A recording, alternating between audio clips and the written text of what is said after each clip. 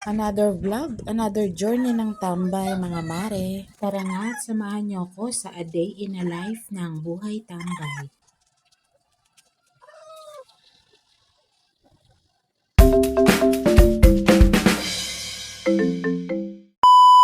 Hello, good morning mga mare. Welcome to my mini vlog. So 7 a.m. nga pala ako nagising ngayong araw. As usual, coffee is life mga mare. So tulog pa nga ang madam ko dyan. Mamaya pa alas 9 or alas 10 ang gising nga niya. So ang aga-aga nga, isang bako lang mukha ng person mga mare. Paano ba naman? Wala naman pala kaming kape. Nakalimutan nga raw bumili ng aming papa. So magagatas na nga lang muna tayo mga mare. So dito nga rin ako magdalas magtambay sa upuan naming kahoy. Sarap kasi magkape dito sa umaga mga mare. So coffee is life habang nakikipagmaritesan nga mga mare. So pagkatapos ko nga magkape, naglinis na nga rin ako ng bahay at nagwalis ako dito sa may labas. Dahil ang hirap nga rin naman maglakad-lakad kapag gaganyang maalikabok ang iyong tatapakan. Maya-maya nga'y dumating ang aming ama at may dalang maraming mangga. Nabili niya nga yan sa labasan at bagong harvest nga daw. So inutusan niya ako na asikasuhin at gawa nga daw ako ng ilang piraso. Gusto nga lang niyang kumain ng may mangga at kamatis lalagyan ng bagoong. So nagbalat nga ako ng 3 lang mga mare dahil siya lang naman ang kakain. Hindi pa nga kasi ako nag-uumagahan kaya hindi pa ako pwedeng kumain ng mangga.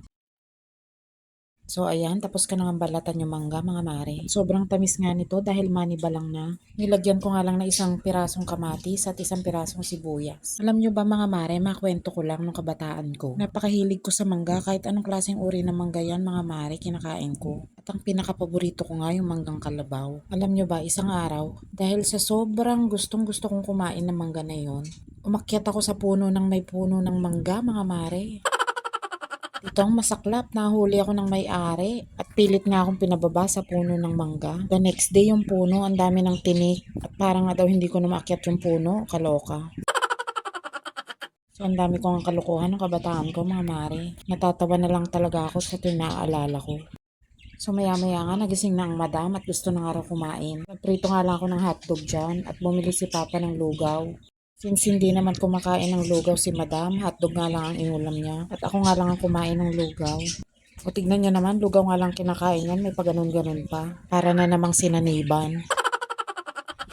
Tapos nga namin kumain, as usual, sumilip nga na naman ako sa labas. At etong ambience nga na ito, ang paborito ko, tahimik at maliwalas. Alas 9 nga ng umaga dito at napakatahimik nga ng lugar.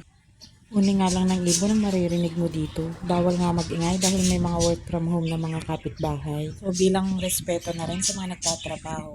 Pagkatapos kong sumilip sa labas, naalala ko lunch na nga pala. So ang ulam pala namin ngayon, isang buong cauliflower. At talagyan ko nga lang yan ng kalahating kilong laman ng baboy. So alam niyo naman, kahit tambay ako, natural, demanding ako. Sabi ko nga kay Papa, basta bumili ka lang ng ulam at ako nang bahalang magluto ng masarap. Siyempre, tambay ka na nga, kaya dapat kailangan masarap ang ulam. At maya-maya nga, nakakita ako dyan ng uod. Ano ba yan? Muntik humiwala yung kaluluwa ko sa katawan ko. At so, ayan nga, pinakapit ko nga muna siya dyan sa gilid ng sangkalan. So, kapit ka lang dyan, besh. Magbablog lang muna ako. Pinaghihiwa ko nga lang na maliliit na ganyan. At chinik ko na nga rin, baka mamaya may naiwan pang kasama.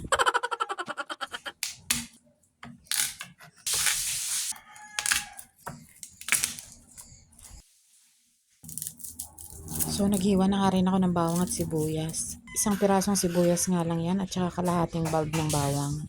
At pagkatapos nga, hiniwa ko na maliliit itong karne. Bite size lang ba? Alam nyo naman, ayoko nang nahihirapan. Tsaka may madam nga nakakain, baka mamaya magreklamo na naman. Sasabihin na naman sa akin ang lalaki ng tipak ng karne. Hindi niya na naman makakagat. So malambot nga lang naman itong karneng pinabibili ko lagi doon kay Ate Ning na suki ko. Hindi ko nga alam kung anong parte ng baboy ito, tenderloin ba? Basta bahala na kayong umintindi, ayoko nang mag-explain. Sa panahon kasi ngayon, mas madali nang kumain kaysa magpaliwanag. Kaya ikakain ko na lang kayo mga kumarites. Ay! So ayan, at ako'y magigisa na. Nilagyan ko nga lang na 1/4 na butter yan. Para naman may linamnam. So parang ako, malinamnam. Ay! O joke lang, baka mamaya meron na namang kumontra dyan. So ayun nga, after ko nga magisa ng bawang at sibuyas, nilagay ko na si pinsan.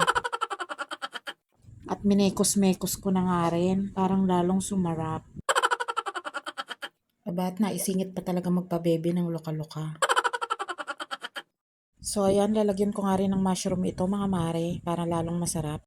Medyo pinatuyuan ko nga ito, yung tipong nagmamantika. Nilagyan ko na ngayon ng oyster sauce. Pagkatapos inilagay ko na ang cauliflower ni Ligaya para lalong masarap. Eme!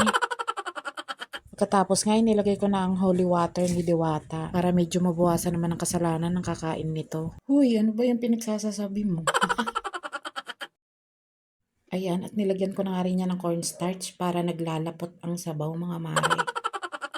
And ayan, luto na nga ang aking pork with cauliflower mga mare. At kapag natikman mo nga ito, bay makakalimutan mo ang pangalan mo sa sobrang sarap.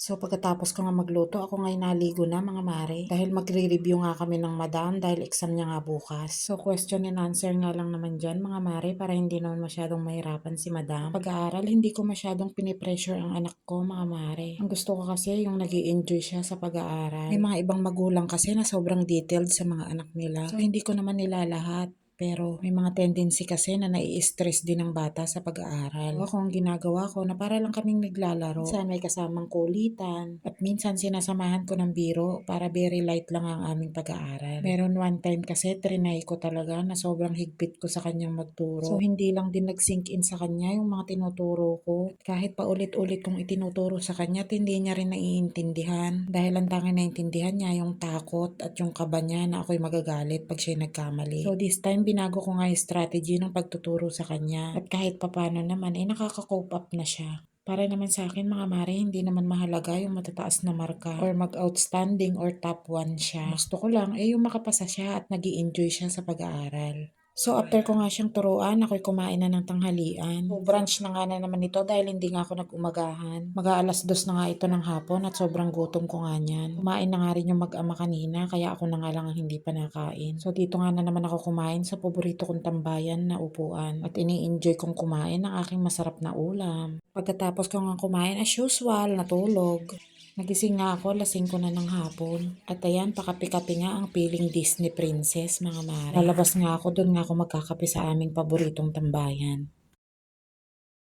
Medyo makulimlim na nga dito at napakalakas nga ng hanging amihan. Pero kaninang tanghali, wala nang kahangin-hangin. So ayan, mugtong-mugto pa nga ang mata dahil kagigising lang. Nag-iisip nga na naman ako kung anong masarap na mimeriendahin. So naalala ko may pandesal nga pala kaninang umaga. So yun na nga lang sinawsaw ko sa kape. So maya-maya nga rin sumunod ang madam sa akin na lumabas din ng bahay. Ayan nga, pakaway-kaway pa, piling Disney princess din. Bay kanino pa nga ba magmamana? Eh di sa pilingerang ina. So maya-maya nga napansin ko wala na pala yung mga kamote namin dyan sa gilid. Tinanong ko nga si Papa, tinanggal daw niya dahil nga raw puro tae ng pusa. So kadiri naman kasi kung puro tae ng pusa lulutuin mong ulam. So after ko nga magkape mga mare, naisipan kong kumuha ng mga dahon ng malunggay. Ang gaganda kasi ng tubo ng malunggay dito sa gilid ng aking tindahan. Napakarami nga ng aking pinagkukuha mga mare dahil gagawin ko ang gamot. Kakatasin ko nga lang yung dahon niyan mga mare. So ayan, after ko nga kumuha, hinugasan ko lang at aking hinimay na. Maganda kasi ang katas ng sariwang malunggay sa ating katawan mga mare. Bukod sa masarap siyang pangulam, ay marami ding benepisyong nakukuha nito at gamot. At ang pinakamaganda, libre lang ito na nakukuha sa aking bakuran. Basta masipag ka nga talaga magtanim, may marami kang mapakikinabangang libreng ulam. So that's all for today's video mga mare. Maraming salamat po sa inyong laging panonood. Ingat po tayo palagi. Bye-bye!